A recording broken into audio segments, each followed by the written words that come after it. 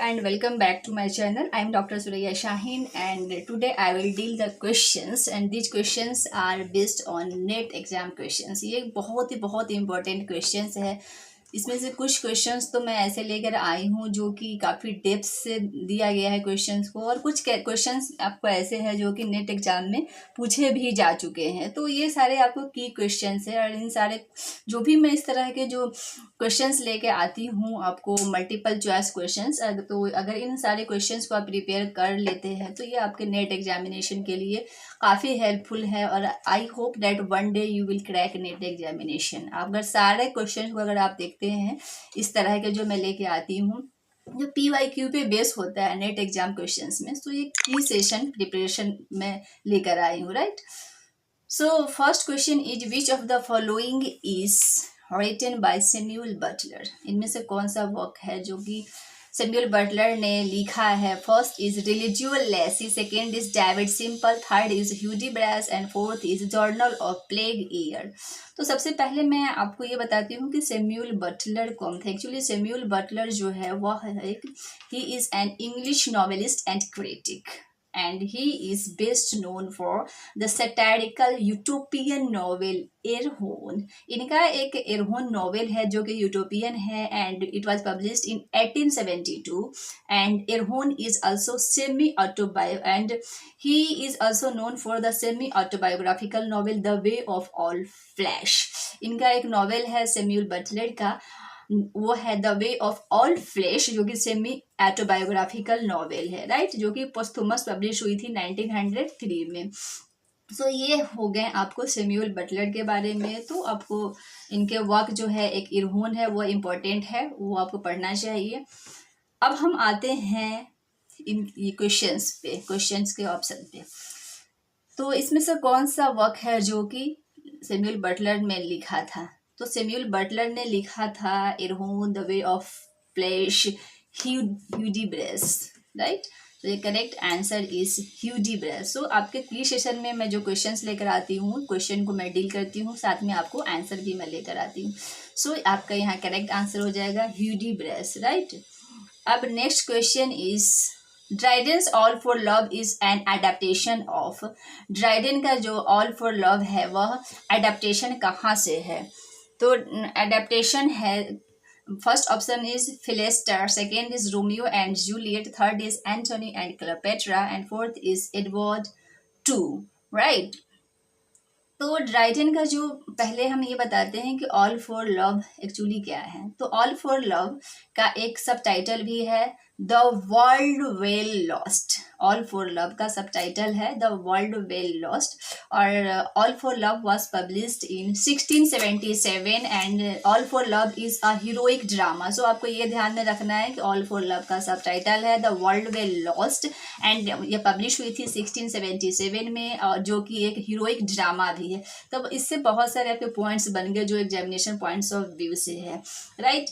And you know that all for love is it is a tragedy and written in blank verse and it is an attempt on Dryden's part to reinvigorate serious drama. So it is imitation of Shakespeare's Antony and Cleopatra. यह Shakespeare के Antony and Cleopatra से यह adaptation किया गया है and that is imitation of Shakespeare's Antony and Cleopatra and focuses on the last hours of the lives of its hero and heroine. Right.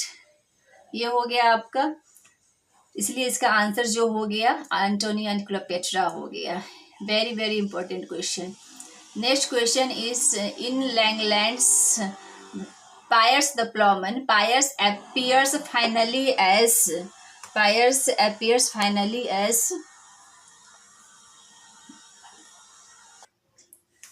so in this question in Langland's Piers the Plowman, Piers appears finally as. तो पहले तो मैं आपको बता दूं pierce the प्लॉमन जो है वो लैंगलैंड ने लिखा था. लैंगलैंड जो है एक्चुअली ही केम बिफोर चौसर. राइट. ये जो राइटर है लैंगलैंड ये चौसर के पहले ये आए हैं, जो कि एक मिडिल इंग्लिश के टाइम से बिलोंग करते हैं वैसे. But you know that this is a allegorical poem. ये जो Piers and Plowman है, this is an allegorical poem, narrative poem by William Langland, and it is written in unrhymed alliterative verse.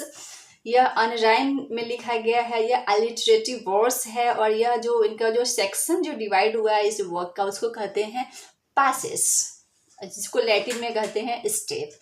तो इसमें जो pierce है वह finally जो है अपीयर कहाँ होता है, finally appear as the god Samaritan. यह गॉड समैरिटन के रूप में, गुड समैरिटन के रूप में अपीयर होता है। तो अब करेक्ट आंसर डी हो जाएगा, राइट। अब नेक्स्ट क्वेश्चन जो है वह है आपका, विच of the following place has a Machiavellian hero, यानी कि इनमें से कौन सा वर्क है जिसमें से मैकियावेलियन हीरो है। First is Tamburlaine part 1, second doctor Faustus, third Jew of Malta and fourth Edward II। तो आपको पता होना चाहिए पहले कि ये एक्चुअली मैकियावेलियन हीरो होता कौन है। तो एक्चुअली ये जो मैकियावेलियन जो होता है वह एक तरह से वह नोटोरियस होता है, वह एंटी हीरो होता है, राइट। एंड कुछ कैरेक्टरिस्टिक होता है मैकियावेलियन का, जैसे उसके अंदर कुछ रिवेंज होता है, किसी को रिवेंज करने का, और that leads him to the plots of murder, betrayal and manipulation, इस तरह से। तो जो मैकियावेलियन कैरेक्टर है इसमें से क्रिस्टोफर मार्लो का, वह है जू ऑफ माल्टा।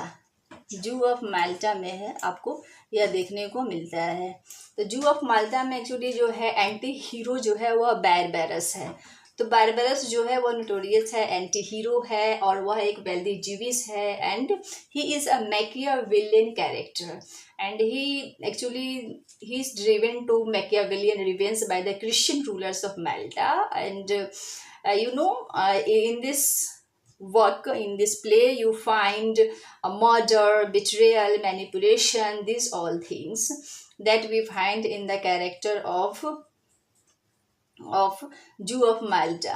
तो जू ऑफ माल्टा में जो कैरेक्टर हीरो है, actually hero that is a character who is often a protagonist होता है, जैसे इसमें बारबेरस है। And you know that Machiavellian character implies deceit and manipulation to achieve his goal. उसमें जो अपना उनका जो गोल होता है उसको अचीव करने के लिए उनमें मर्डर हो, डिसीट हो और मैनिपुलेशन हो, इन सब चीज़ों का यूज़ करते हैं, रिवेंज हो। So this character operates on the principle that ends justify the means, यानी कि ये मैकियावेलियन कैरेक्टर जो होते हैं एक्चुअली वह जो गलत चीज़ों को भी जस्टिफाई करते हैं, राइट। सो इसलिए आपका आंसर जू ऑफ माल्टा हो गया। नेक्स्ट क्वेश्चन पे हम आते हैं। Next question is, it was decided that each Canterbury pilgrim would tell in all.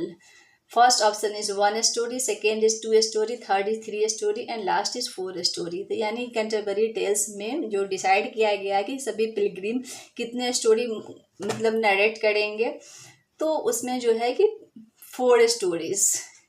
कैसे, तो ये it was decided that 2 in going and 2 on the way and 2 in returning, मतलब 2 स्टोरी जाते समय और 2 स्टोरी रिटर्निंग के टाइम में सुनाना है ईच पिलग्रिम को, इसलिए टोटल 4 स्टोरी सबको सुनाना था। सो ये करेक्ट आंसर इज है 4 stories. Next is, which of the following plays is not written by Congreve.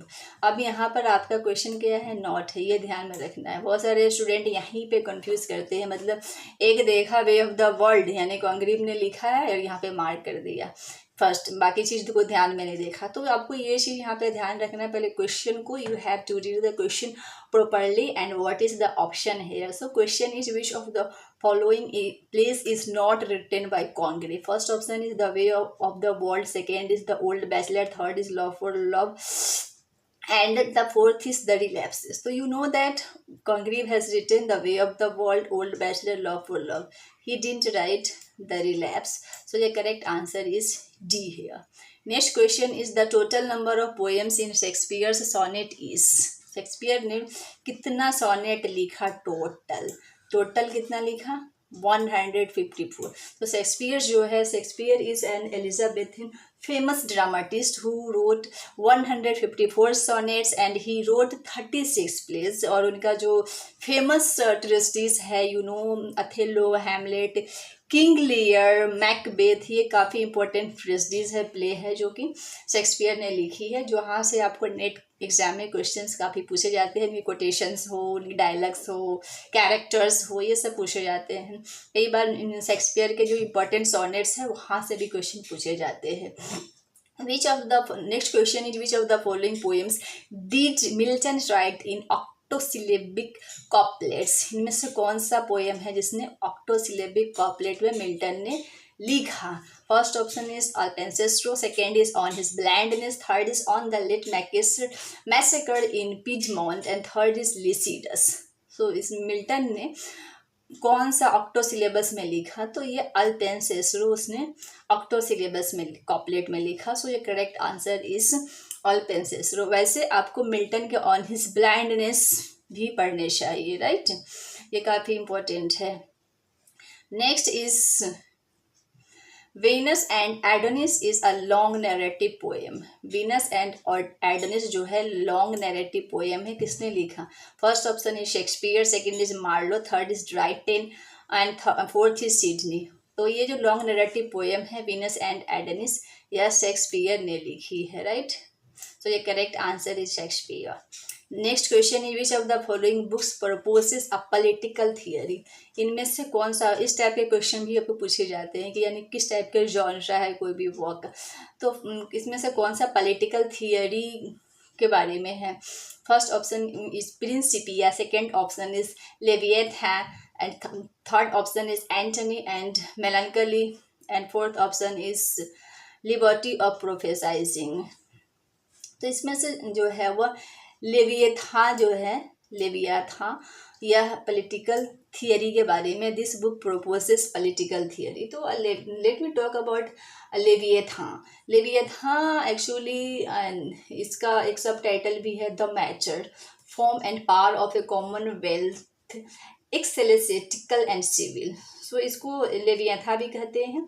And this is a work of social and political theory and it was written by Thomas Hobbes. ये जो लेविएथान है इसको Thomas Hobbes ने लिखा था and Thomas Hobbes was a philosopher and mathematician. So its names derive from chaotic Leviathan sea, यानी कि इसका जो टाइटल है इस वर्क का वो कहाँ से लिया था टॉमस हॉब्स ने? तो इसने लिया था क्योटिक लेविएथान सी से, sea serpent of the Hebrew Bible से लिया था, राइट? सो ये जो वर्क है actually Leviathan, it is about the structure of society and legitimate government and it is regarded as one of the most influential examples of social contract theory. अब आपको इसके दूसरे तरह से क्वेश्चन पूछे जा सकते हैं, विच of the following work is the example of social contract theory? इस बुक से आपको ये भी क्वेश्चन बनते हैं। तो सोशल कॉन्ट्रैक्ट थियरी के बारे में जो है टॉमस हॉब्स लेविएथान में बात करते हैं। So it was written during civil war के टाइम में यह बुक उसने लिखा था टॉमस हॉब्स ने and it explains social contract and rule by absolute sovereigns. So Thomas Hobbes asserts that civil war and the nasty, brutish and short state of nature, the war of all against all, could be avoided only by a strong and undivided government. Next question is, Pope's an essay on man is based on the ideas of an essay on man is based on the ideas of, first option is Lord Patey, second is Theobald and third is Lord Bolingbroke and fourth is Lord Harvey. So Pope's an essay on man is based on the ideas of Lord Bolingbroke. So the correct answer is C here. Next question is, which of the following books is written by a woman? इसमें से कौन सा work है जिसको एक women writer ने लिखा? First option is a vindication of rights of women, second is social contract and third is a treatise of human nature and the wealth of Nations. So it is a vindication of rights of women that is written by a woman. A vindication of right of women, it was written by Mary Wollstonecraft, right? And she talks about women's freedom, to vote. She talks about that women must have right to vote, and she talks about the freedom of education in women. She is the first writer who talked about women's freedom and women's right of education, and women must be self dependent. She talks about all these things, and this is a very important book of vindication of rights of women. जैसा कि आपको title से लगता है rights of women, इसमें actually वो rights of women की ही बात की है, right. Next question is here the final version of Wordsworth the prelude appeared in. Wordsworth की जो prelude है वह कई वर्जन में appear हुआ था, तो सबसे जो फाइनल वर्जन है वह कब appear हुआ था? It was 1850, right? So your correct answer would be here 1850, right? 1798 में तो क्या हुआ था, इनका लिरिकल बैलेट्स जो होता है वर्ड्सवर्थ कोल्ड्रिज, उन्होंने उनकी पब्लिश हुई थी, और इनका जो प्रेल्यूड है यह 1850 में हुई थी, right. Next question is which of the following works was Johnson is an imitation of the 10th satire of juvenile.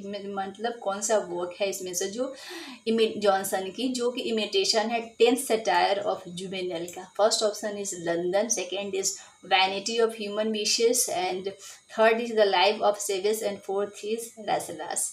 तो इसका जो 10th सटायर ऑफ जुवेनल है वह इमिटेशन है.